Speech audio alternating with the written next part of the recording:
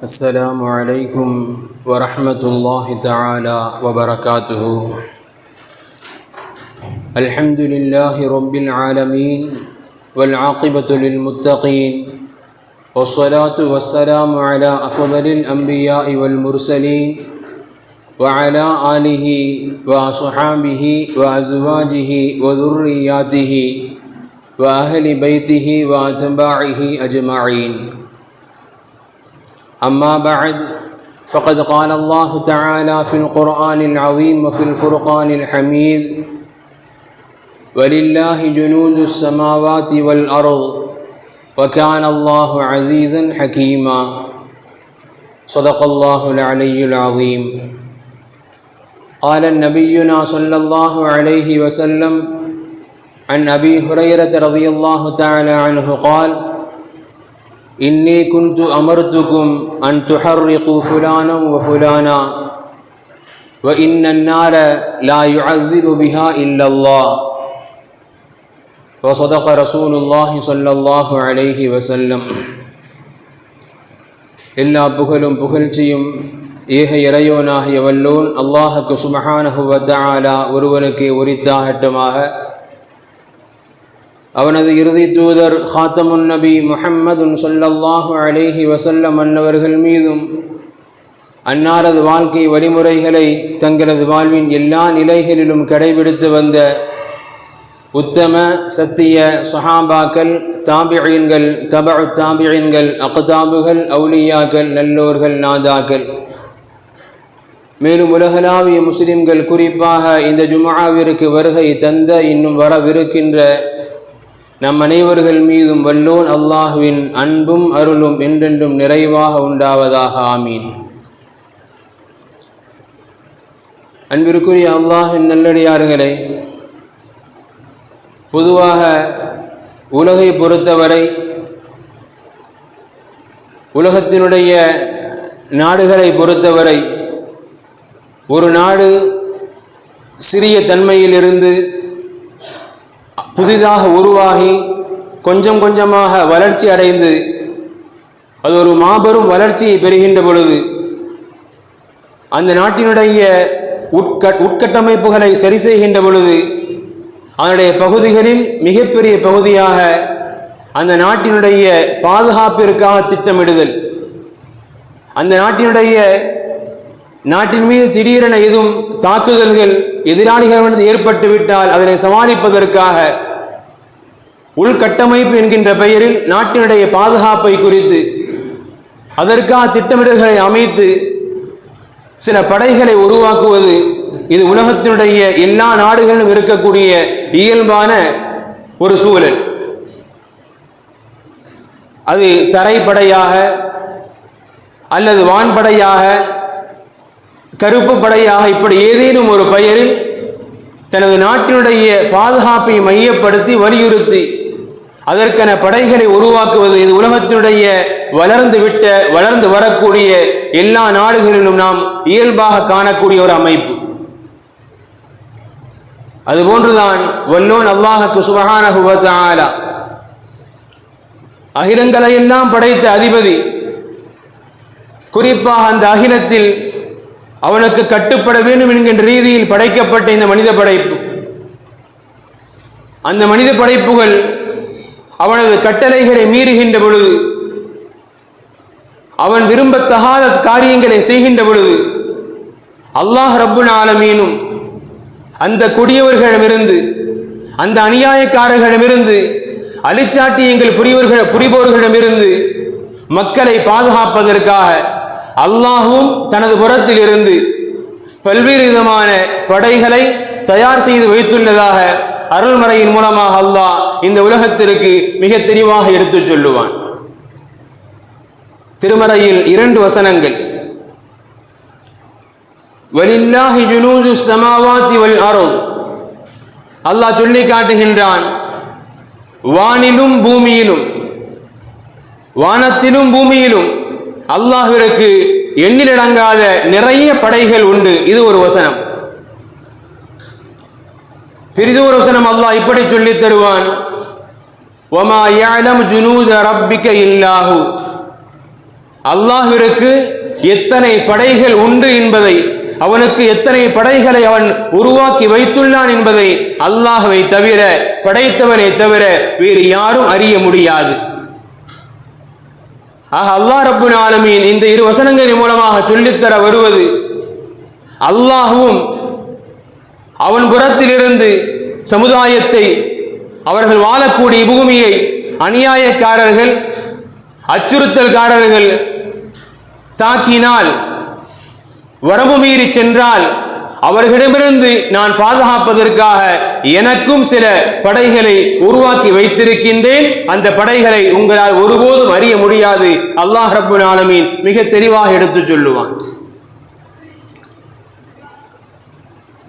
அல்லாஹ் உருவாக்கி வைத்திருக்கக்கூடிய படைகளில் பிரபலியமானது, நம் எல்லோருக்கும் இலகுவாக அறிந்திருக்கக்கூடியது, நமக்கு தெரிஞ்சது என்னங்க? மலக்குமார்களை படை. முதல் படை பிரபலியமானது மலக்குமார்களை படை.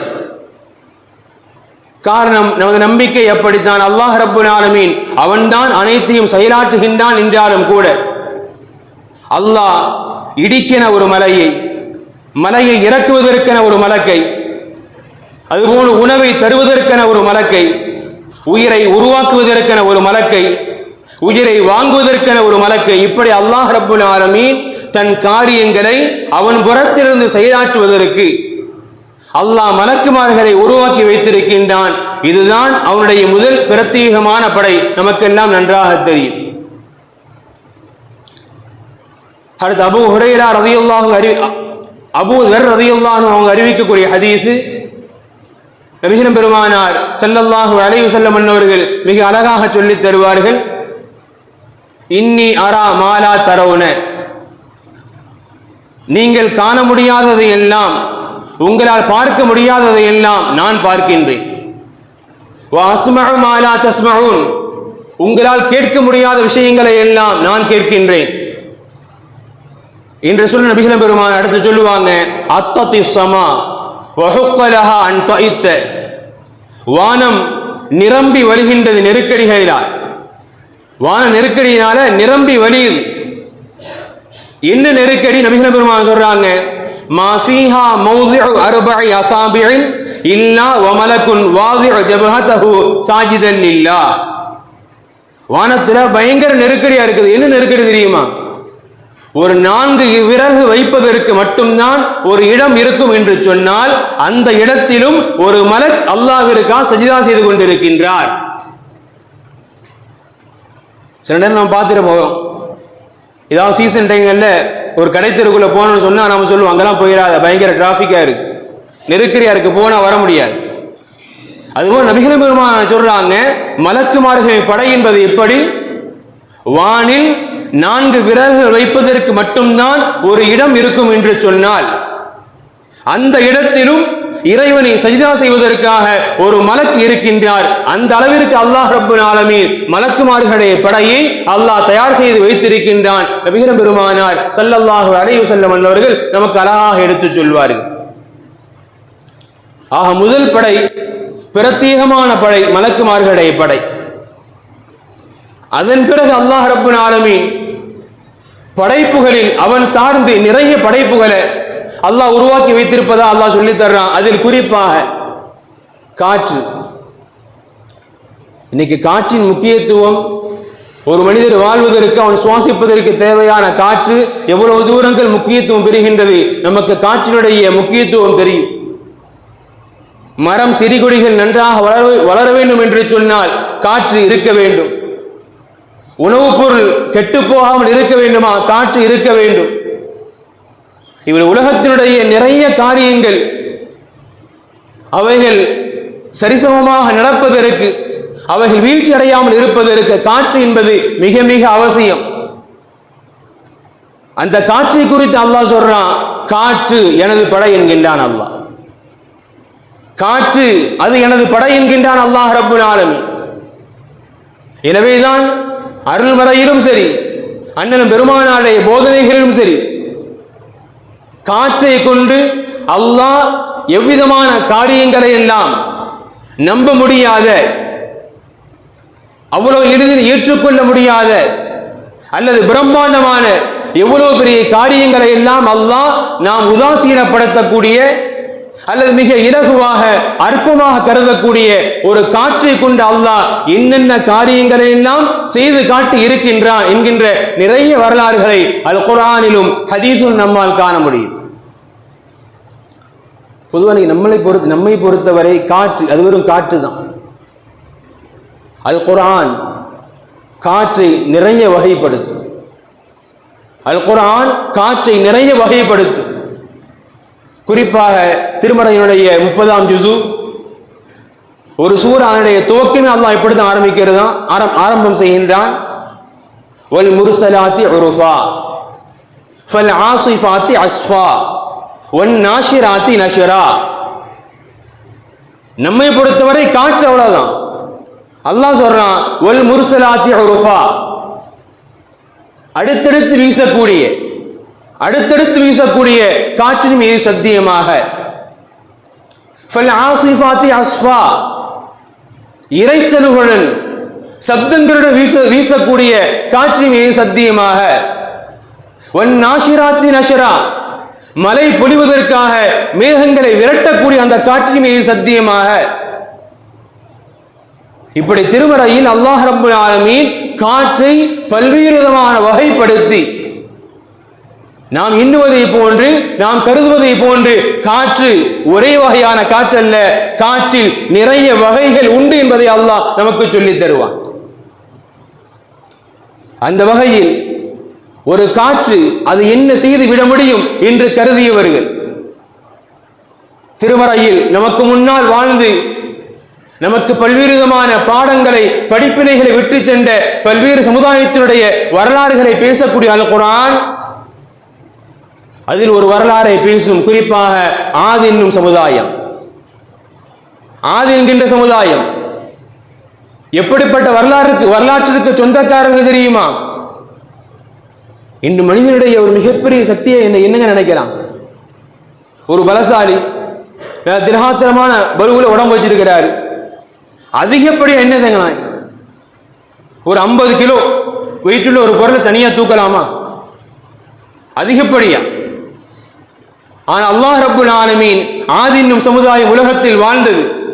அவர்களுக்கு அல்லாஹ் கொடுத்த தனித்துவம் என்ன தெரியுமா? அவர்களுக்கு அல்லாஹ் கொடுத்த ஆற்றல் என்ன தெரியுமா? இன்று நாம் நமது கரங்களை கொண்டு ஏதாவது ஒரு பொருளை தூக்கி வைக்கலாம், ஏதாவது எழுதலாம், யாராவது அடிக்கலாம். ஆனால் அவர்களுக்கு அல்லாஹ் கொடுத்த ஆற்றல் தனது கரங்களை கொண்டு மலைகளை குடைவார்கள். தனது கரங்களை கொண்டு மலைகளை குடைவார்கள். எந்த அளவுக்கு சொன்னா, தனக்கு ஒரு வீடு எப்படி வேணுமோ அந்த வீடை மலைகளை இவங்க தான் குறைஞ்சு உருவாக்கிடுவாங்க. நமக்கு சாதாரண மண்ணை ஒரு சில அடிகளுக்கு மேல தோண்ட முடியாது, அதுக்கு மிஷின் வேணும். ஆனா ஒரு மலையை கரங்களை கொண்டு குடைவார்கள். குடைந்து தனக்கு எப்படி வீடு வேணுமோ அப்படிப்பட்ட வீடு அமைச்சுக்குவாங்க. அவ்வளவு பெரிய பலசாலி. இறுதியில் அல்லாஹ்வுடைய உத்தரவிற்கு மாறு செய்கின்ற பொழுது அல்லாஹ் ரப்புல் ஆலமீன் தண்டனையை கொடுத்து விடுவேன் என்கின்ற எச்சரிக்கை செய்கின்ற பொழுது அந்த பலசாலிகள் இலக்காரமாக கேலியா சொன்ன வார்த்தை என்ன தெரியுமா? வகாலு மன் நஷத்து மின்னா குவ்வா. குர்ஆன் பேசுகின்றது. அவங்க சொன்ன வார்த்தை வகாலு மன் நஷத்து மின்னா குவ்வா. எங்களை ஒருத்தன் அழிச்சிட முடியுமா? உலகத்தில் எங்களை விட பலசாலி வேறு யார் உண்டு? வகாலு அஷத்து மின்னா குவ்வா. எங்களை விட பலசாலி உலகத்தில் வேற யாராவது இருக்க முடியுமா? எங்களை போய் யாரும் எதுவும் செஞ்சிட முடியுமா என்று இலக்காரமாக கேலியாக பேசியவர்கள்.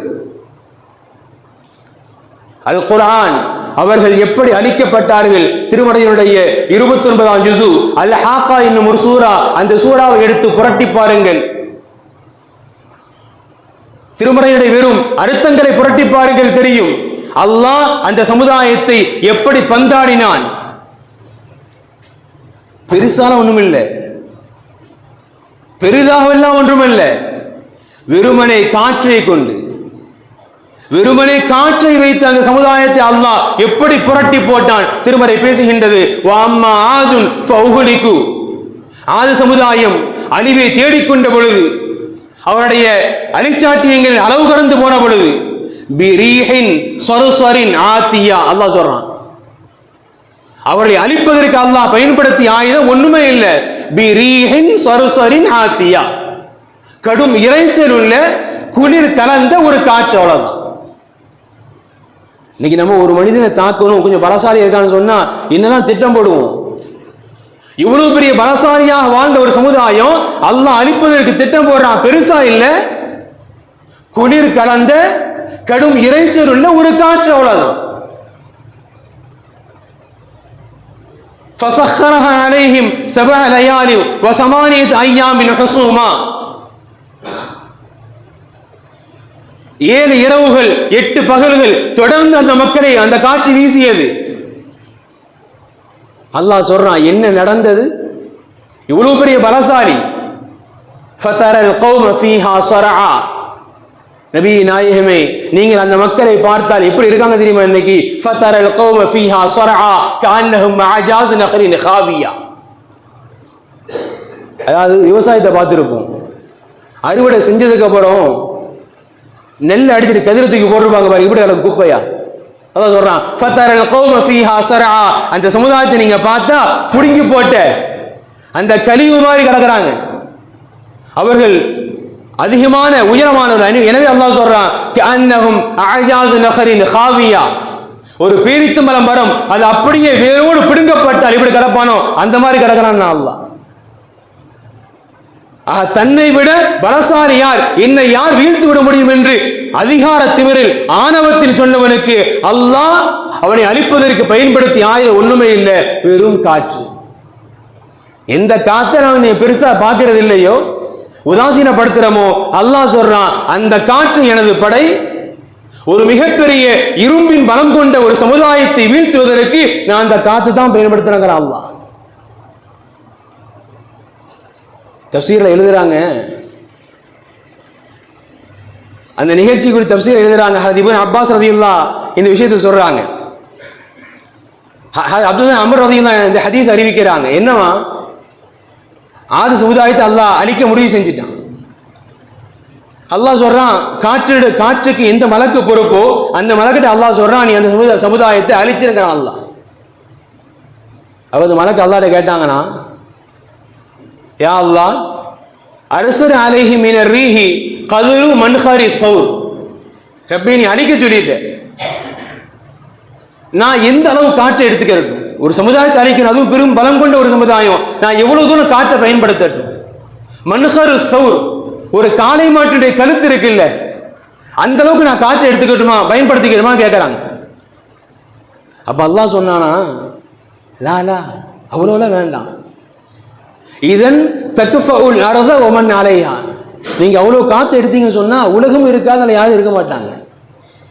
நீங்க நம்ம காத்து சர்வசாதாரணம் நினைக்கிறோம். அல்லாஹ் சொல்றான், ஒரு காளை மாட்டு கருத்து எவ்வளவு பெருசா இருக்குங்க, அந்த சக்தி எடுத்துக்கிட்டோமா? அல்லாஹ் சொன்னா வேணாம் வேணாம், அந்த சக்தி எடுத்துக்கிட்டேன்னு சொன்னா உலகத்துல எதுவுமே இருக்காது.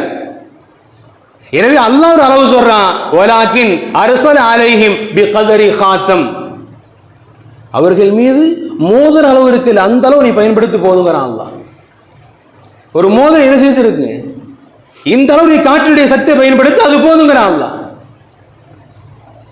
என்ன நடந்தது அல் குர்ஆன் பேசும், மா ததரு மின் ஷைஇன் அத்தத் அலைஹி இல்லா ஜஅலத்துஹு கர்ரமீம்.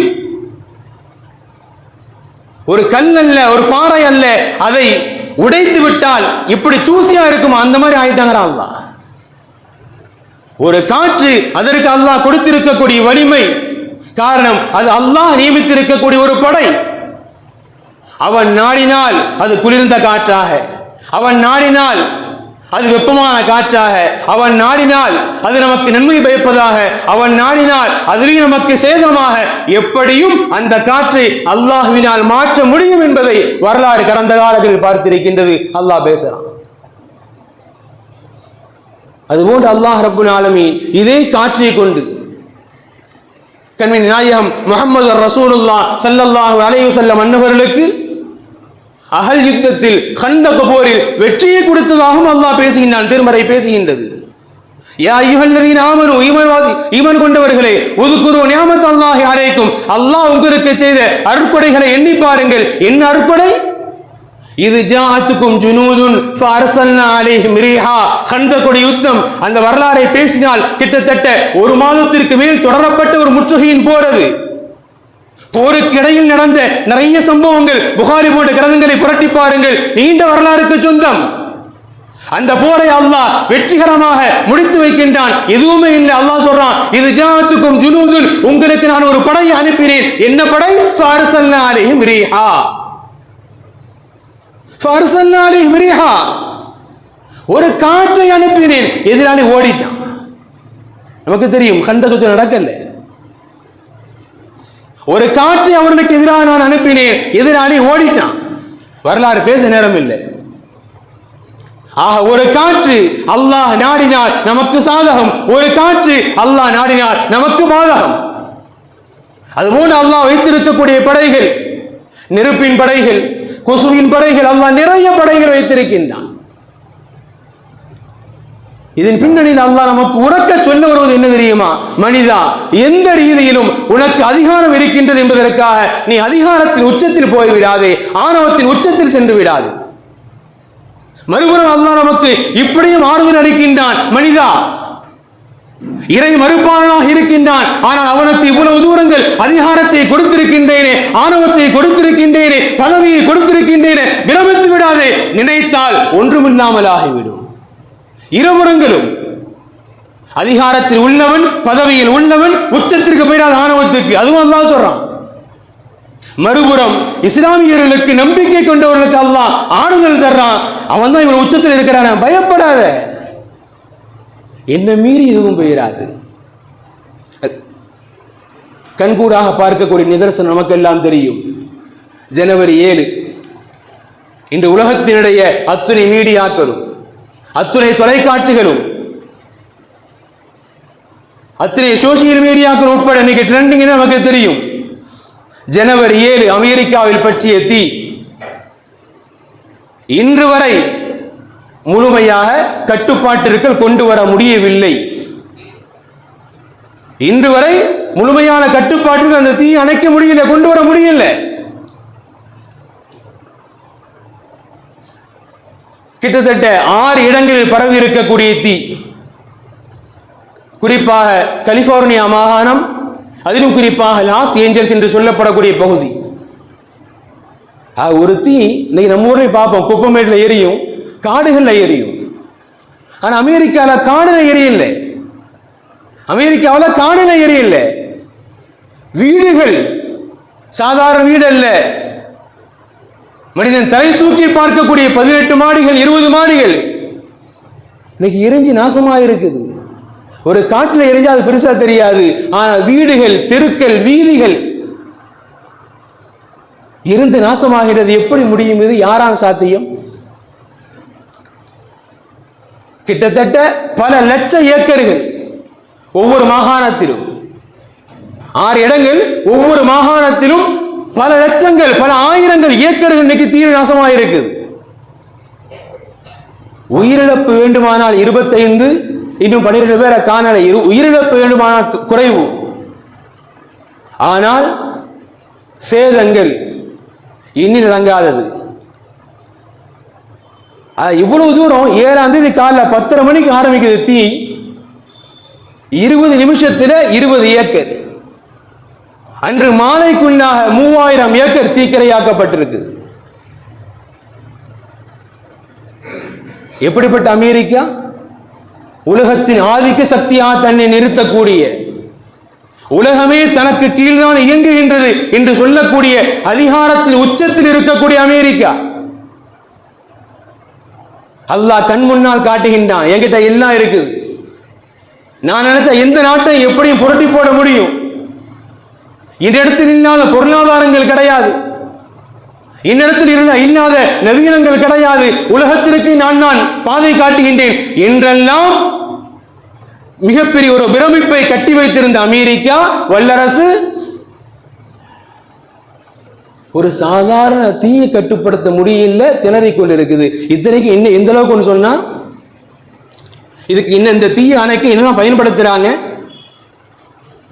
கிட்டத்தட்ட 14,000 தீயணைப்பு வீரர்கள், 14,000 தீயணைப்பு வீரர்கள், அதுபோன்று 14,000க்கு மேற்பட்ட தீயணைப்பு வண்டிகள், 31 ஹெலிகாப்டர், 6 வாட்டர் டேங்கர் விமானங்கள், இவைகளுக்கு மேலாக சூப்பர் ஸ்கூப்பர் என்று சொல்லப்படக்கூடிய C-415 என்று அழைக்கப்படக்கூடிய ஒரு விமானம். இது என்ன செய்யணும் சொன்னா, நேரடியாக அதுவே குளத்திலோ ஏரியிலோ இறங்கி அதுவே தண்ணி நிரப்பி அந்த மாதிரி ஒரு விமானம். இத்தனையும் வைத்து நாட்டில் பற்றி ஒரு தீ அணைக்க முயல்றாங்க. இதுவரை முழுமையாக அணைக்க முடியல. இப்போ ஜனவரி 7, இன்னைக்கு ஜனவரி 17. ஜனவரி 7, இன்னைக்கு ஜனவரி 17. யார் மிகைத்தவன்? யார் ஆதிக்க சக்தி கொண்டவன்? அல்லாஹ் உலகத்திற்கு பாடம் புகட்டான். யாரையும் கூட நீ திகைக்காத, யாரும் பிரமிப்பு உனக்குப்பான், பெரிதாக இருக்க வேண்டாம். காரணம், நான் நினைத்தால் இவைகள் அனைத்தும் ஒன்றுமில்லாமல் ஆக்கப்பட்டு விடும் என்பதை அல்லாஹ் கண் முன்னால் காட்டிய நிகழ்வுகள் இவைகள் எல்லாம். அமெரிக்கா நினைச்சு பார்த்திருப்பானா? முகாம்கள்ல தங்க வைக்கப்படக்கூடிய ஒரு சூழல் உருவா அமெரிக்கா நினைச்சிருக்குமா? இத்தனைக்கும் இவர்களெல்லாம் சாதாரணமான விவிஐபி லாஸ் ஏஞ்சல்ஸ் என்ற பகுதி இருக்குது, அத்தனையும் பிரபலியங்கள் வகிக்கக்கூடிய பகுதி. அதாவது பக்கத்தில் பலஸ்தீன் எரிஞ்சது, காசா எரிந்தது, சிரித்தார்கள். இன்னைக்கு அல்லாஹ் கதற வச்சிருக்கிறான், என் வீடு ஒண்ணுமே இல்லாம போயிடுச்சு, என் வீடு ஒண்ணுமே இல்லாம ஆயிடுச்சு, கதற வச்சிருக்கிறான் அல்லாஹ். அத்தனை விவிஐபிஸ் கிட்டத்தட்ட 1,60,000 மனிதர்கள் இன்னைக்கு முகாம்களில் தங்க வைக்கப்பட்டு இருக்கின்றார்கள். சாப்பாட்டுக்கு வழியில் ஓடுறான். யார் அவன்? உலகத்தை ஆட்டி படைப்பதாக ஒருவேளை சாப்பாட்டுக்கு வழியில் சாப்பாடை பார்த்து பதறி ஓடுறான். மனிதனின் நிலைமை என்ன அல்லாஹ் கண் முன்னால் காட்டுகின்றான். இதேவே நமக்கு மற்றொரு சிந்தனையும் இருக்கின்றது. இன்னைக்கு மொத்த இழப்பீட அமெரிக்க நிபுணர்கள் கணக்கிடுறாங்க. கிட்டத்தட்ட 250 பில்லியனில் இருந்து 270 பில்லியன்.